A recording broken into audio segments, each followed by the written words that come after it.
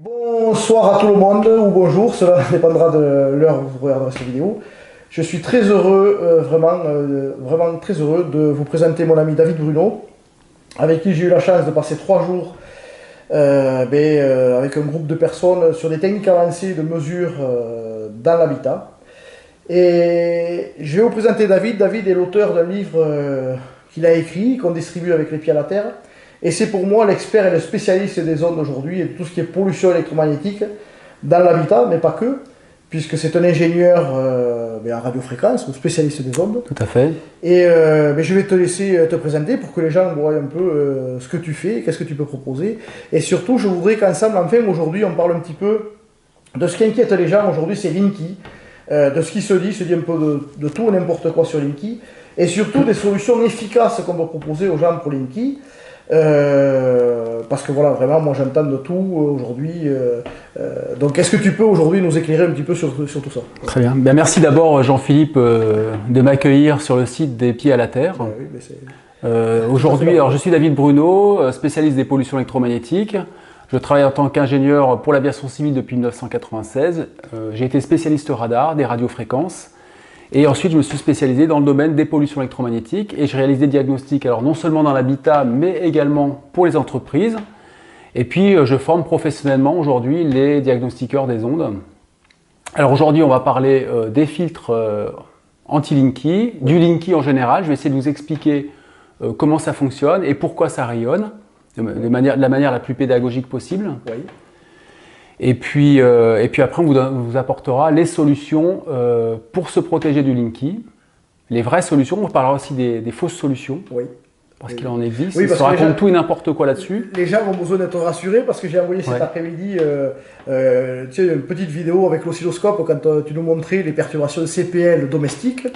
Et donc les gens ont besoin d'être rassurés parce qu'il y a beaucoup de gens qui découvrent un oscillo, qui n'ont jamais vu un oscillo. Alors moi, ça fait des années que j'essaie de vulgariser cette pollution des réseaux électriques dans l'habitat, qui est pour moi, peut-être que tu vas me l'accorder, mais la source principale de pollution et d'irradiation déjà. Moi, je parle d'irradiation quotidienne.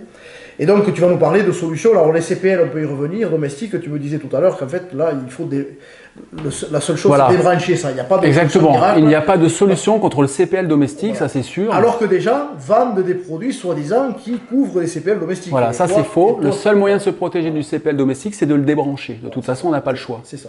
Il n'y a pas de filtre de fréquence pour cela. Donc là, on répond comme ça en live directement aux gens qui m'ont posé des questions cet après-midi. Mais on fait quoi? C'est quoi les solutions? Mais pour les CPL domestiques, c'est débrancher ces appareils et essayer de ne pas les utiliser, de ne pas les acheter, de faire par des câbles Ethernet, parce que ces CPL domestiques servent pour avoir de l'Internet dans l'habitat. Voilà. Mais c'est un Linky dangereux que vous avez déjà chez vous, puisque c'est... Autant le CPL domestique, vous avez le choix de le mettre ou pas, ou de passer en réseau filaire, ce qui est l'idéal, réseau Ethernet, entre la box Internet et l'ordinateur. Oui. Autant le CPL domestique, enfin le CPL venant du Linky, on ne vous donne pas le choix en fait. Oui. C'est un CPL qui va pénétrer dans l'habitat, donc le seul moyen de s'en protéger, c'est vraiment de mettre un filtre de fréquence, un filtre qui va atténuer en fait les signaux Linky pour éviter que ça pénètre dans l'habitat. Voilà. Et alors on pourra faire le lien aussi, si un voisin a des CPL chez lui, on peut retrouver une perturbation chez les gens sur le réseau électrique. Voilà, ça peut se propager. Voilà, ça fait comme le Linky, c'est pas parce qu'on n'a pas Linky que ce problème voilà, surtout en immeuble, en appartement, le CPL domestique peut se propager effectivement d'où l'intérêt de faire venir aussi des experts pour venir vérifier, des gens que tu as formés ou pas, à venir vérifier la pollution exacte dans l'habitat. Voilà, de toute façon, en diagnostic électromagnétique, on vérifie tout le spectre lié à la pollution électromagnétique. Ça va de quelques mégahertz jusqu'à 6 gigahertz en gros. C'est vraiment, on couvre vraiment toute la pollution électromagnétique radiofréquence et puis également toute la pollution liée à l'installation électrique domestique, le 50 Hz. Et là, je reprends la main, c'est pour ça aussi que je vous annonce que je vais, moi, proposer très vite, très bientôt, des formations en ligne qui vont être complémentaires à ce que fait David, qui lui, après, prendra le relais sur le terrain, très certainement, parce que ça n'empêchera pas qu'il faudra des validations sur le terrain. Mais moi, je me suis engagé avec vous, et avec beaucoup de personnes, à faire ça sur Internet, à faire de la formation en ligne, pour vraiment sensibiliser le plus de gens possible, à prendre conscience de leur exposition journalière à des, comme on a vu ce matin sur un appartement, où vraiment un bureau, c'était une catastrophe, ça rayonnait de partout, il n'y avait pas de prise de terre, enfin, et la personne était fatiguée, ça se voyait sur elle, et puis bon, en plus, ce qu'elle a géré à ce moment, ça c'est autre chose, mais elle était vraiment très affectée, et il y a des appartements qui sont vraiment pathogènes, et les gens cherchent la source de leur déséquilibre de santé, alors que des fois, il ne faut pas chercher très loin, hein, c'est alors des arbres statiques. Évidemment, et alors qu'en plus, il y a vraiment des solutions, hein, en diagnostic, on recherche les sources de pollution, et puis ensuite, on trouve les solutions pour atténuer énormément les sources de pollution. C'est ça, on a vu avec quelques câbles, des petits on est passé câbles de plusieurs centaines de volts par mètre à moins de 1 volt par mètre en 50 Hz. Hein. Voilà. Sachant que la norme indépendante nous préconise moins de 5 volts par mètre, on était carrément en dessous. Hein. C'est ça. Et on avait vraiment un bon groupe, on a pu vraiment intervenir. Merci, je remercie vraiment de cette formation de terrain, parce que même moi qui fais ça depuis des années, j'ai pris conscience de choses et j'ai appris des choses énormes, parce que ça évolue très vite aussi. Donc, oui, ça évolue en permanence, il faut se remettre à jour, hein, la technologie évolue. Alors aujourd'hui, on va vraiment se centrer sur le Linky, donc je vais vous expliquer de la manière, par des dessins, par un petit PowerPoint, comment fonctionne le Linky. Bah, c'est parti, voilà, on y va. Je vous retrouve dans un moment avec David pour vous expliquer vraiment comment fonctionne Linky et les moyens de s'en protéger. Voilà. Et on vous parlera des solutions ensuite. Et on vous parlera des solutions. À tout à l'heure. À tout à l'heure.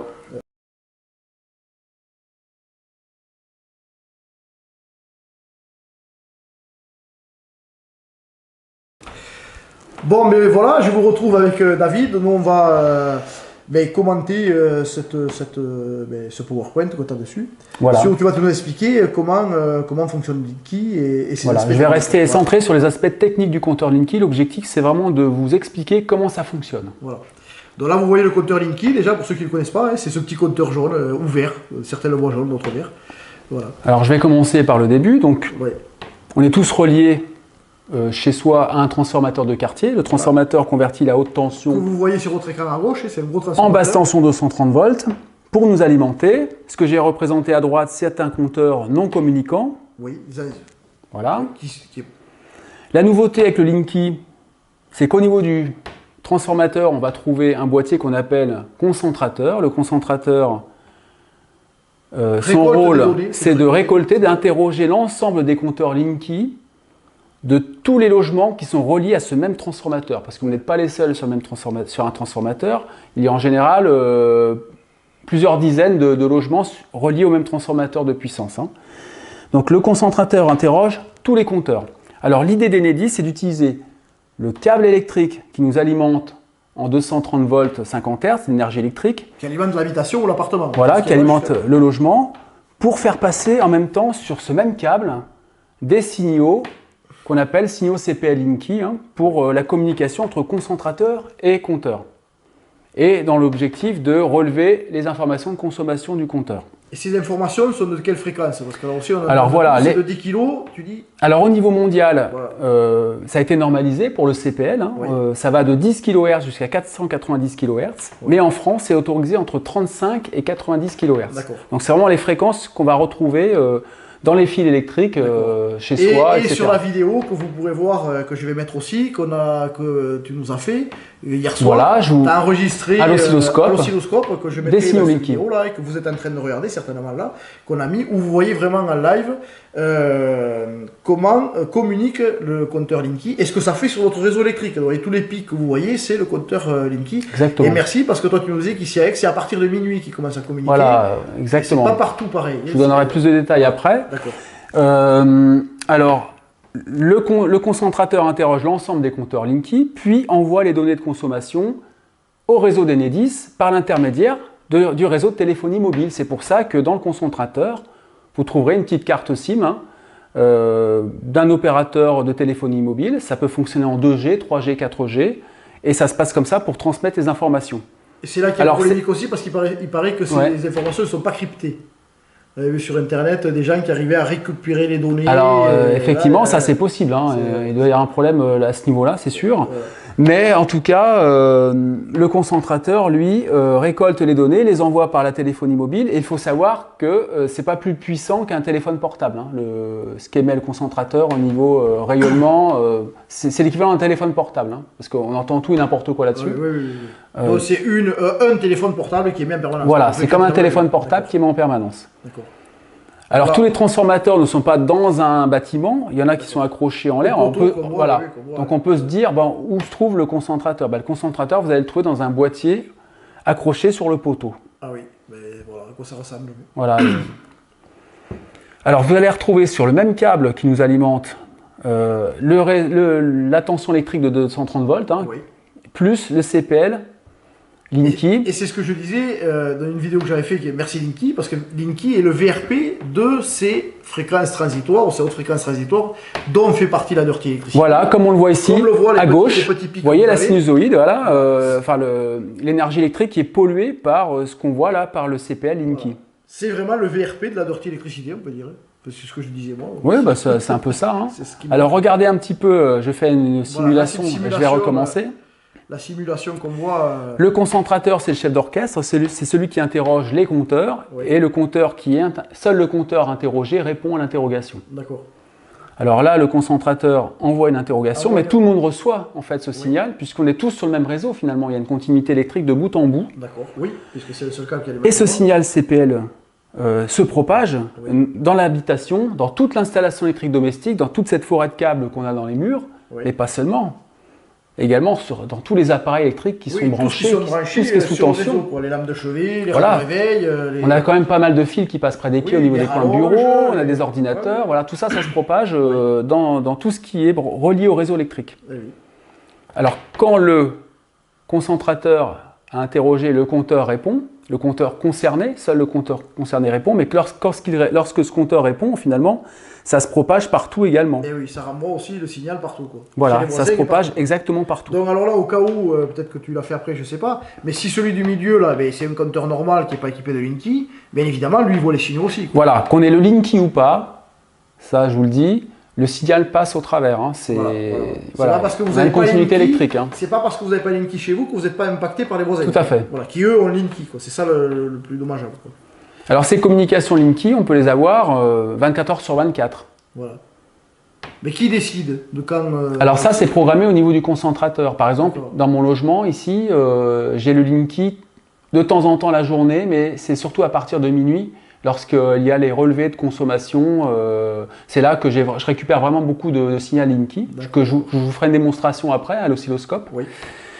Mais j'ai connu des endroits où, à Lyon par exemple, on avait des communications toutes les 10 secondes.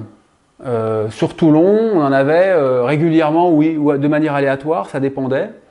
Donc c'est très variable selon les endroits, selon comment ça a été configuré au niveau du concentrateur.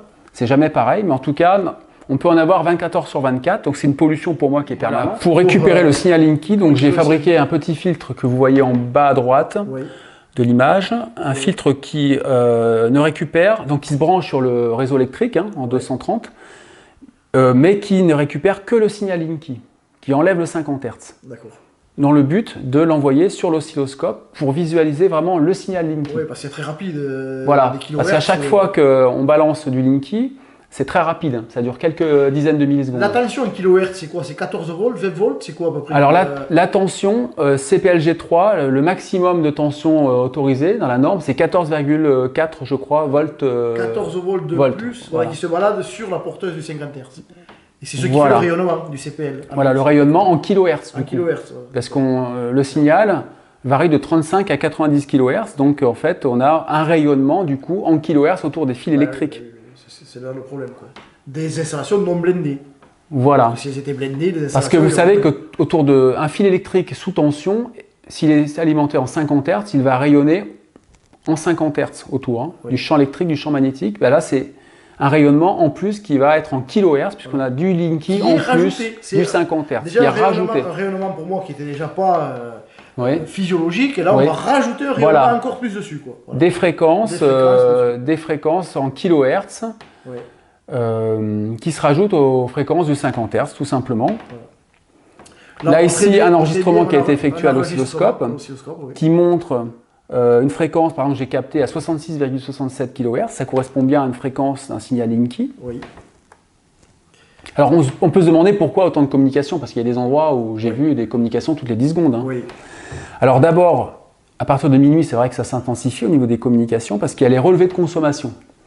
Mais on a aussi le contrôle permanent du fonctionnement des compteurs. C'est-à-dire que le concentrateur interroge le compteur, lui demande est-ce que tout va bien, le compteur lui répond oui, je vais bien. En gros, c'est ça. Hein. C'est ça. C'est ce qu'on appelle des pings en fait. Ouais, hein. des pings, ouais. Donc c'est ce contrôle permanent du fonctionnement des compteurs qui pose problème, puisque du coup, on peut avoir dans certains logements des communications permanentes, donc du rayonnement permanent autour de tous les fils électriques qu'on a dans l'habitat hein, oui. et autour de tous les appareils qu'on a sous tension. Oui.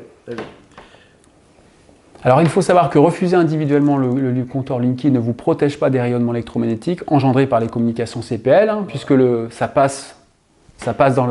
pénètre dans l'habitat. Hein. Oui. Mais oui, parce que sur plusieurs centaines de mètres, puisque le transfo, tu l'as des fois à plusieurs centaines de mètres, donc tu imagines un modèle qui est équipé de Linky. Oui.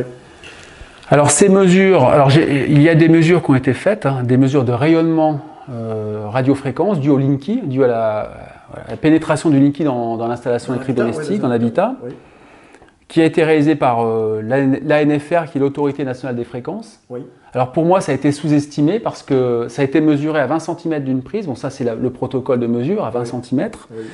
Mais proche d'une gaine électrique encastrée dans un mur porteur. Donc ça va forcément absorber déjà. Ça va moins rayonner, c'est sûr. Dans un mur placo avec des ossatures métalliques. Ah bah là c'est autre chose. Là, ça va diffuser davantage. Donc ça a été fait dans des conditions optimales. Ils ont fait, enfin excusez-moi, on va peut-être encore peu importe ce qu'on va dire sur ce que je vais annoncer là, mais une fois de plus, c'est les gens qui sont soi-disant habilités à faire ces essais-là vont se mettre dans des conditions les plus défavorables possibles. Fait pas pour nous, fait favorable pour eux. Quoi. Favorable pour eux, bien sûr. Minimiser au maximum le risque. Quoi. Sauf que moi, quand je mesure avec mon appareil uniquement les signaux radiofréquences du Linky autour d'une simple rallonge, hein, une rallonge non blindée, une rallonge qu'on peut avoir proche des pieds finalement au niveau d'un coin bureau, c'est courant ça d'avoir des prises près des pieds. Mais même les interrupteurs, des fois la tête de lit, les gens ils sont à moins de 25 cm, la tête de lit, ils ont des interrupteurs qui touchent le truc. Et dans ce cas-là, moi je vous donne un exemple, hein, j'ai mesuré 14,2 volts par mètre de rayonnement autour d'une rallonge. Hein, ça fait pratiquement 10 fois plus. Quoi. Je rappelle que dans cette bande de fréquence, la norme officielle se limite à 87. Pour eux, il faut limiter à 87 volts par mètre le signal radiofréquence. Mais la norme officielle n'est pas une norme pour protéger sur le long terme, il faut le savoir. Hein. Oui, d'ailleurs, ils le disent clairement. C'est certainement là aussi des normes pour protéger. C'est une norme pour protéger sur les effets avérés à court terme. Oui, mais pas sur donc c'est pas une norme sur laquelle il faut se baser sur le long terme pour une exposition permanente, parce que là on parle d'exposition permanente au niveau du Linky. Hein. Oui, mais là aussi tu vois l'écart. Alors quand on regarde le Conseil de l'Europe, résolution 2011 du Conseil de l'Europe, ils disent 0,6 volts par mètre à ramener à 0,2 volts par mètre pour une exposition radiofréquence permanente. Oui. Et là on est bien dans des radiofréquences parce qu'on est entre 35 et 90 kHz. Au niveau de l'Autorité nationale des fréquences, les radiofréquences, officiellement, ça commence à 9 kHz. C'est-à-dire qu'à 9 kHz, on peut avoir des émetteurs, certes énormes, mais qui peuvent émettre sans fil. On est déjà dans le domaine des radiofréquences. Donc déjà, on est au-dessus des 0,6 volts par mètre. Et puis si j'applique, moi, la norme bioinitiative, c'est celle que j'applique, moi, en diagnostic, la norme bioinitiative, surtout la norme de biologie de l'habitat allemande, hein, c'est à peu près pareil, préconise 0,06 volts par mètre d'exposition permanente. Donc on est déjà carrément au-dessus. Hein. Ah oui. Alors quelles sont les solutions de protection? Alors pour moi la solution la plus efficace c'est soit de couper le jus, évidemment, mais ça c'est que la nuit. Avec la solution que tu proposes, voilà. Qui est équipé de filtres anti-Linky et poliés, puisqu'on va parler de ce filtre-là, qui est pour moi aussi la solution la plus efficace. Voilà, le plus efficace, c'est de couper la source. Voilà. Qualité-prix, d'abord, il faut supprimer la source de rayonnement, et après vous avez le filtre qui va atténuer. Lui, il atténue. Voilà, pour la journée, de toute façon, on dort, on peut couper le jus, mais la journée, on est obligé de l'avoir. Hein. Et là, on n'a pas d'autre choix que d'atténuer les signaux Linky, d'atténuer le signal électrique Linky. Hein, et on peut faire que ça aujourd'hui. Et pour cela, il existe des filtres qu'on appelle filtres série, parce que ça se met en série entre le disjoncteur principal qui appartient à Enedis, que vous voyez super bien dessiné là sur et le tableau de répartition, le tableau électrique qui alimente toute l'installation électrique domestique. Oui. Donc l'idée c'est vraiment de mettre une barrière ici, un filtre de protection qui va laisser passer le 50 Hz et filtrer les signaux radiofréquences en kHz. Alors une petite démonstration, le signal Linky se propage le concentrateur interroge un compteur. Oui, on voit bien le signal. Et on voit bien que ça s'arrête au filtre. Ça s'arrête au filtre. Ouais. Le compteur répond à l'interrogation, c'est pareil, ça se propage jusqu'au filtre et ça va vers le concentrateur en même temps. Donc vous voyez que ce filtre n'empêche pas la communication entre compteur et concentrateur. Oui. Mais protège quand même. Mais nous protège, bien sûr, du rayonnement, de la pénétration des signaux Linky dans l'habitat. C'est pour ça aussi qu'on le propose, nous, sur le site Les Pieds à la Terre, vous pouvez le trouver, puisqu'on est partenaire de Polier pour distribuer ce filtre aussi, qu'on intègre aussi dans nos propres solutions, qui sont le Dreamer, qui est une solution complète, on va dire. Voilà, j'espère que vous avez bien compris voilà, les aspects techniques, comment fonctionne le compteur Linky. Et voilà, exactement. Alors, on va vous montrer donc, le filtre Polier installé dans un tableau électrique. Oui, ça on va le faire, on va le montrer. Et puis je vais vous montrer concrètement par deux petites vidéos un vrai signal Linky sur un oscilloscope. Voilà, super. Et c'est parti. Allez, c'est parti. Alors là, c'est quoi? C'est aller à côté de ton tableau Alors oui, j'ouvre l'armoire et puis voilà, je l'ai installé ici. Il y a 4 modules. Ben oui. Voilà, et je l'ai mis donc entre le disjoncteur et puis l'installation électrique. Hein, voilà, c'est très discret. Bon, bien sûr, c'est à poser par un professionnel. Voilà, tout à fait. Ça, c'est pas. Ou alors des gens qui connaissent vraiment l'électricité. Voilà, ça va être posé par un électricien surtout. Hein. Alors on voit bien le Linky jaune, là c'est réalisé sans trucage. Tu as bien un Linky toi aussi. Mais de quelle couleur tu le vois? Parce que moi je le vois jaune.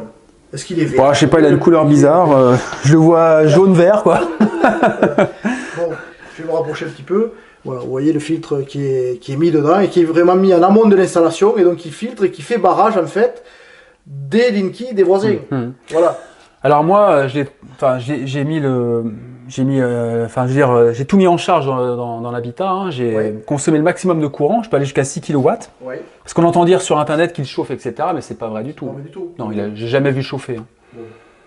Ça sur Internet. Parce qu'il se dit des choses. Internet est fabuleux, c'est sûr, mais bon, des fois, on a des choses qui ne sont pas sérieuses. Quoi. Moi, j'aime bien vérifier par moi-même, au moins je suis sûr. Ce qui te caractérise. Merci David pour cette interview et cet éclaircissement et vraiment cette vision professionnelle de Linky et ses amis, puisqu'on a parlé aussi des CPL domestiques. On a bien vu le filtre Polier aussi dans le tableau. J'en profite moi pour te remercier du fond du cœur pour ce livre que je conseille à tout le monde. Le livre que tu as écrit, c'est la 3e ou 4e édition. 4e édition, très bien illustré, beaucoup de photos, beaucoup de mises en situation où les gens peuvent se retrouver dans leur environnement. Alors, les solutions que je propose sont à chaque fois testées. Voilà, testées et évaluées. Voilà. Donc un livre que tout le monde devrait avoir sur sa table de nuit. Voilà, et un livre à faire circuler parce qu'il y a énormément de solutions. Nous, on le distribue avec Les Pieds à la Terre, vous le retrouvez pour 29 €. Merci pour ce cadeau que tu nous fais parce que tu essaies toi aussi de faire ta part de colibri, de sensibiliser les gens dans ce monde. C'est vraiment pour moi, je le dis, c'est un scandale de santé publique majeur. Il y a vraiment un gros travail de fond à faire pédagogique. Et donc merci de m'aider à diffuser le plus professionnellement possible je tiens vraiment à te remercier aussi de m'avoir permis de m'exprimer sur ta vidéo du site Les Pieds à la Terre et de m'avoir permis effectivement de pouvoir expliquer clairement comment fonctionne le Linky et quelles sont les solutions pour s'en protéger. Voilà. Merci à vous et à très vite pour une autre vidéo. Et puis n'hésitez pas à vous abonner sur la chaîne YouTube et sur la page Facebook aussi et sur le site et sur notre site internet. Merci. Merci bien. Allez, au revoir. Au revoir.